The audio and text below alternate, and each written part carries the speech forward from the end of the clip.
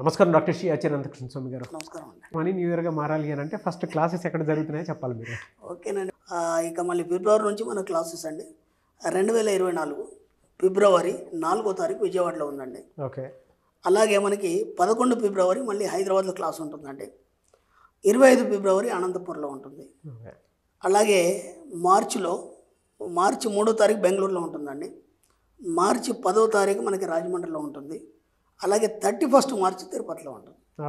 ఈ విధంగా ఈ క్లాసులు మీరు వీలైనంత తొందరగా ఎన్రోల్ చేసుకోండి. ఎందుకంటే ఈ చాలా రష్గా ఉన్నాయి. ఈ న్యూ ఇయర్లో చాలామంది కూడా ఇప్పుడే ఇంకా క్లాసులు ఎప్పుడెప్పుడు అని అడుగుతున్నారు మనకి. రిజల్యూషన్ కోసం స్టార్ట్ చేసి కాబట్టి వీలైనంత తొందరగా ఎన్రోల్ చేసుకునే ప్రయత్నం చేయండి. సో ప్రీవియస్ వీడియోలో మీరు మంచి ఎనర్జీతో కూడుకున్నటువంటి మా విషయాలు చెప్పడం జరిగిందండి. ఊహించుకుని డబ్బు సంపాదించుకోవడంలో అంటే చాలా నేర్చుకోవచ్చు అండ్ ఆ సబ్జెక్ట్ని పట్టుకునే వాళ్ళకే తెలుస్తుంది కాబట్టి మనం ఫీడ్బ్యాక్ కూడా చూసాం. లేదు మనకు అది కాదు అనుకున్నప్పుడు మీరే ఒక టార్గెట్ పెట్టుకుని సంపాదించుకోండి అని చెప్పేసి చెప్పారు. ఎందుకంటే మనకు నేను ఇంతకుముందు కూడా చెప్పాను, ఒక బిజినెస్ మనకు సక్సెస్ కాలేదు ఏమంటే ఇంకో బిజినెస్కి మారిపోవాలి. దాన్ని పట్టుకొని మనం సాగదీస్తూ దీంతో ఇవ్వాలి కాకపోతే రేపు వస్తుంది అనుకున్నాం అనుకోండి, మనం లాస్ అయిపోతాం. కాబట్టి ఏం చేయాలి, కొంతవరకు మాత్రమే వెళ్ళాలి. దాన్ని ఆ కొంతవరకు వెళ్ళినప్పుడు అక్కడ మనకి ఎండ్ కనిపించిన తర్వాత వెనక్కి వచ్చేసి వేరే కొత్త బిజినెస్కి వెళ్ళిపోవాలి. ఇది కూడా అంతే. ఈ సబ్జెక్ట్ మీకు అర్థం కానప్పుడు వేరే సబ్జెక్ట్కి వెళ్ళిపోవాలి. తప్పేం లేదు. కాకపోతే ఇది మంచి సక్సెస్ రేట్ ఉంది కాబట్టి ప్రయత్నం చేయండి అని చెప్పి అంతే అంతే. ఈ వీడియోలో ఏం చెప్తున్నారు, తాకట్టులో ఉన్న బంగారాన్ని విడిపించి ఆ రోజు ఆన్లైన్ రేటుకే మేము కొంటాం. Sharma gold company.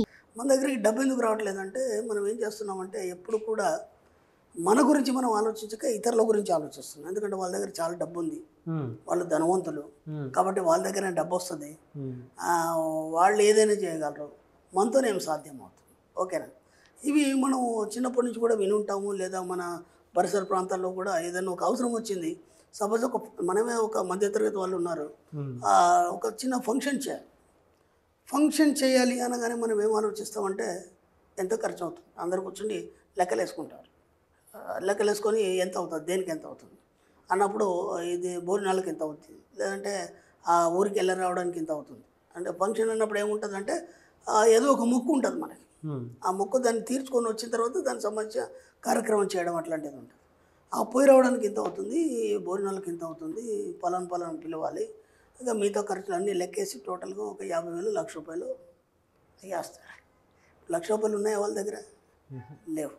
ఇప్పుడు ఏమొస్తుంది ఆలోచన ఏమంటే మళ్ళీ డబ్బు ఎక్కడి నుంచి అప్పు చేయాలి. అవును, డబ్బు ఎక్కడి నుంచి అప్పు చేయాలి. ఓకేనా.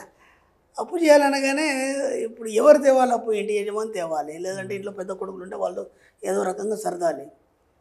అప్పటికే వాళ్ళు అప్పుల్లో ఉన్నారు. కానీ ఇది ఖచ్చితంగా చేయాలి. లేకపోతే వాళ్ళకి ఏంటంటే ఒక అనీజీ ఫీలింగ్, అంటే చేయకపోతే ఏమవుతుందో, అందుకే మనం ఇలా ఉన్నామేమో, అందుకే ఏ పనులు అవ్వట్లేదేమో, లేదంటే పిల్లి కావట్లేదేమో, ఇవన్నీ మనకి ఎట్లా అంటే ఒక రకమైనటువంటి వలయంలో మనం ఇరుక్కున్నాం.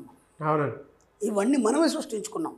ఎలా ఉంటాయంటే సాలె పురుగు ఏదైతుందో తన గూడు కట్టి తాను మాత్రం దాంట్లో ఇరుక్కోదు, అది బయటనే ఉంటుంది ఎప్పుడైనా కానీ. ఓకేనా. లేదంటే పక్క వచ్చేస్తుంది ఈజీగా, వేరే ఏదైనా సరే దాంట్లో ఇరుక్కుంటుంది. ఇక్కడ మనం ఏం చేస్తున్నాం అంటే మనమే ఈ సమస్యలన్నీ సృష్టించుకొని దాంట్లో ఇరుక్కుపోతున్నాం. అవును. ఎందుకంటే మనం ఏం చెప్తున్నామంటే వాళ్ళు బాగుంటారు, వాళ్ళు బాగా సంపాదిస్తారు, అది వాళ్ళకే సాధ్యము, మనతో కాదు అనే ఆలోచనల ద్వారా ఇతరులకి మనం అఫర్మేషన్ చేయడం వల్ల మనం తక్కువైపోతున్నాం ఇక్కడ. కాబట్టి దీనికి ఏం చేయాలంటే మన సబ్జెక్టు ప్రకారం మనం ఏం చెప్పాలంటే నా సుప్త చేతనాత్మక మనసులో ఎన్నో వనరులు ఉన్నాయి. ఓకేనా. నా సుప్త చేతనాత్మక మనసులో ఎన్నో వనరులు ఉన్నాయి. ప్రపంచంలో చాలా డబ్బు ఉంది. ఓకేనా. ఈ 2 వర్డ్స్ ఎక్కడ ఉన్నాయి మీ వనరులు? మీకు కావాల్సినటువంటి సంపద ఐశ్వర్యం అంటే నీ సుప్త చేతనాత్మక మనసు. డబ్బు ఎక్కడ ఉందంటే ప్రపంచంలో చాలా బోలెడంత డబ్బు ఉంది. అర్థమైందా? అవును. ఇప్పుడు నా జీవితంలోకి సరిపడా డబ్బుని సరఫరా కోరుతూ విశ్వానికి కృతజ్ఞతలు చెప్తున్నాను. ఈ వాక్యాన్ని చెప్పాలి. అంటే ఇప్పటిదాకా మీకు డబ్బు ఎక్కడ ఉందో తెలియదు. మీరేమనుకుంటున్నారంటే ధనవంతుల దగ్గర డబ్బు ఎక్కువ ఉంది, మా దగ్గర లేదు. ఇప్పుడు ధనవంతుడు ఉన్నాడు, అదే బాగా డబ్బున్నాడు ఉన్నాడు, ఓ ఫంక్షన్ చేయాలనుకో, దాని గురించి పెద్ద టెన్షన్ తీసుకొని ఆలోచించే అవసరం లేదు. ఇప్పుడు వీళ్ళంతా తర్జన భర్జన చేసి అప్పులు ఎక్కడి నుంచో తేవాలి, మొత్తాన్ని ఫంక్షన్ చేయాలి అనుకున్నాక మళ్ళీ ఎక్కువ అవుతుంది. ఎక్కువైనప్పుడు దాన్ని ఎలా చేయాలి, ఇదంతా ఉంటుంది. డబ్బున్నోడి దగ్గర ఏమైనా ఉంటుందా? ఎంత అవుద్ది? వాడు ఒకటే మాట అంటాడు, ఎంత అవుద్ది? 1,00,000 అవుద్ది. సరే 1,50,000తో అయిపోద్దా? మొత్తం అయిపోద్ది. చూసుకునే వాళ్ళు వేరే ఉంటారు, బోలెడు ఉంటారు చూసుకునే వాళ్ళు. వీడు ఏ చిన్న టెన్షన్ తీసుకోవాల్సిన అవసరం లేదు, జస్ట్ విటమిన్ ఎం ఇచ్చేస్తే సరిపోతుంది. విటమిన్ ఎం ఇచ్చేస్తే వాళ్ళందరికీ ఎనర్జీ వచ్చేస్తుంది, ఆటోమేటిక్గా పని అయిపోద్ది. కానీ మనం ఏం చేస్తున్నాం అంటే వాళ్ళ దగ్గర డబ్బు ఉంటుందనే అఫర్మేషన్ చేయడం వల్ల మీరు పేదవారు అనేది విశ్వానికి తెలియజేస్తున్నారు. కాబట్టి ఇప్పుడు మనం ఏం చేయాలి? విశ్వం నుంచి అనంతమైన జ్ఞానాన్ని తీసుకొని ఈ వర్డ్ చెప్పాలి. ఎందుకంటే ప్రపంచంలో చాలా బోలెడంతా డబ్బు ఉంది. ఓకే, నా సుప్త చేతనాత్మక మనసులో బోలెడు వనరులు ఉన్నాయి. ఇవి రెండు చెప్తే ఏమవుతుంది? ప్రపంచంలో బోలెడంత డబ్బు నీకు కూడా వర్తిస్తుంది.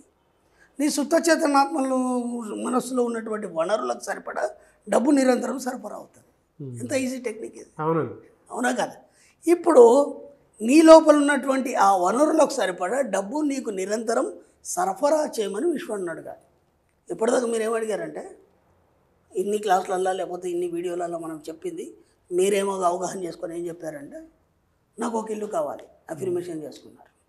ఓకే, నాకు అది కావాలి, ఇది కావాలి, కారు కావాలి, లేకపోతే ఇంకేదో కావాలి, అఫర్మేషన్ చేసుకున్నారు. డబ్బు సరఫరా చేయమని ఎప్పుడు అడగలేదు మీరు. అర్థమైందా?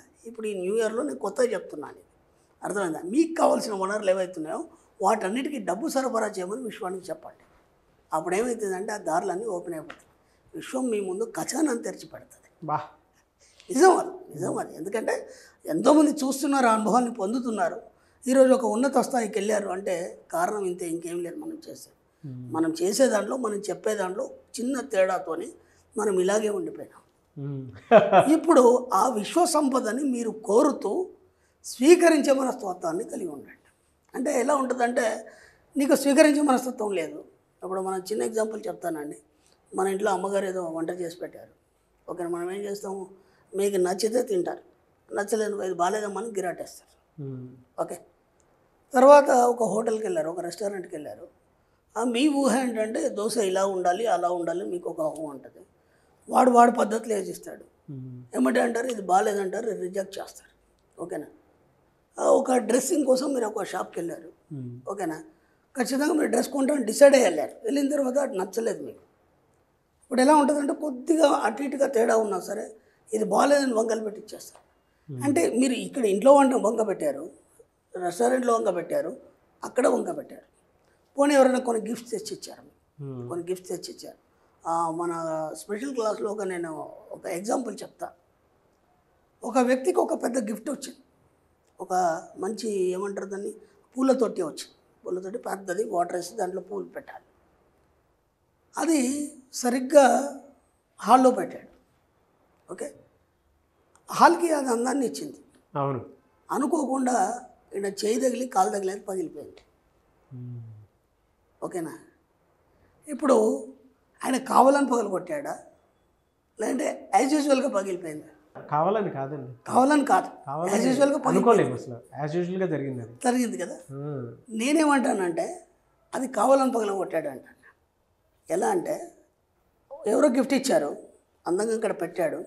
ఇప్పుడు ఏమైందంటే అది కొద్దిగా పెద్దగా అయింది. అదే అంటే ఇంత సైజు ఉంటే సరిపోతుంది, కొంచెం పెద్దది తెచ్చాడు. అంటే ఆయనను బట్టి ఆయన తెచ్చాడు. ఆయన గిఫ్ట్ ఇచ్చేవాడు కొలుచుకొని పోడు కదా, దాని ప్రకారం ఆయన ఇచ్చాడు అక్కడ పెట్టాడు. కానీ ఈయన రోజు ఇలా రావాల్సింది ఆ ఏదైతే తొట్టి ఉందో అది డిస్టర్బ్ అవుతుంది కాబట్టి ఇలా తిరిగి వస్తుంది. అర్థమైంది? ఆయనకి ఎప్పుడేమనిపిస్తుందంటే ఇది పెద్దగా అయిపోయింది, కొద్దిగా చిన్నగా ఉంటే బాగుండు. అలా ఎప్పుడు కూడా మనకు ఒక దారి అలవాటు అయింది, లేకపోతే ఒక చైర్ అలవాటు అయింది. కొత్త దాంట్లోకి వెళ్ళేసరికంటే మనకు అనీజీగా ఉంటుంది. అదైతే బాగుండు అనే ఆలోచన వస్తుంది కదా. అలా ఆయనకు తెలియకుండానే రివర్స్ అఫర్మేషన్ అయిపోయి అది అక్కడ ఉండడానికి వీల్లేదు కాబట్టి ఆయన కాలు తగిలి పగిలిపోయాయి. ఇప్పుడు చూడండి, అది క్యాజువల్గా పగిలిపోయినట్టు మనకు అనిపిస్తుంది, కానీ అది అక్కడ ఉండడం ఆయనకి ఇష్టం లేదు. ఎందుకంటే ఆయనకు మాటికి డిస్టర్బెన్స్ అవుతుంది. అర్థమవుతుందా? అంటే ప్రతిదానికి కారణం మనమే. అర్థమవుతుందా? ప్రతిదానికి కారణం మనమే. కాబట్టి మనకు తెలియకుండానే మనం నెగిటివ్ అఫర్మేషన్స్ ఎన్నో విషయాల్లో చేస్తాం. అంటే ఇప్పుడు అది వచ్చింది బాగుంది అని నువ్వు ఏనాడు కూడా చెప్పలే, అది ఇక్కడ ఇరికైపోయింది, కొంచెం చిన్నగా ఉంటే బాగుండు అన్నాం. అందుకే నేనేమంటానంటే నీ సబ్జెక్ట్లో, మన సబ్జెక్ట్లో, ఈ సబ్జెక్ట్లోకి వచ్చిన తర్వాత ఏదైనా స్వీకరించే మనస్తత్వం ఉండాలి. విశ్వం ఇచ్చింది, అది ఎంతో ప్రేమతో ఆయన తీసుకొచ్చావు, అక్కడ పెట్టాడు, ఎంత అందం ఇచ్చింది, నీకేదో చిన్న ఇబ్బంది అయితే నీకేంటి, అవునా కదా? దాని గురించి నెగిటివ్ అఫర్మేషన్ చేసావు, పగిలిపోయింది.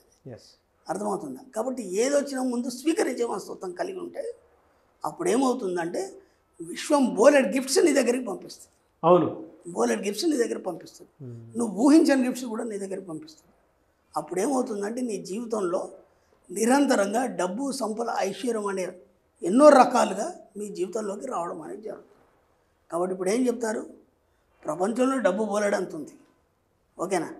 కాబట్టి నా యొక్క సుప్త చేతనాత్మక మనసులో బోలెడు వనరులు ఉన్నాయి, ఆ వనరులకు సరిపడా డబ్బు సరఫరా చేయమని విశ్వాన్ని అడగండి. ఇది అఫర్మేషన్ చేయండి. అప్పుడు ఏమవుతుంది, మీ జీవితంలో డబ్బు సంపద అనేది నిరంతరంగా ఉంటూ సరఫరా చేయబడుతూ మీరు కోరుకునేను కూడా మీరు ఈజీగా తీసుకోవచ్చు. వీటన్నిటికి ముందు మీకేం ఉండాలి, స్వీకరించే మనస్తత్వం ఉండాలి. ఏదొచ్చిందో స్వీకరించండి. అదే కదా సార్, అంటే యాక్సెప్టెన్సీ కానీ రిసీవింగ్ కానీ దానికి కూడా కొంత క్యాపబిలిటీస్ ఉండాలి. అది లేనప్పుడు నీ దగ్గర రాదు కదా. అర్హత సంపాదించుకోవటం అంటారు దాన్ని. అది ఎవరికి పడితే వాళ్ళకి రాదు. అది రాదు.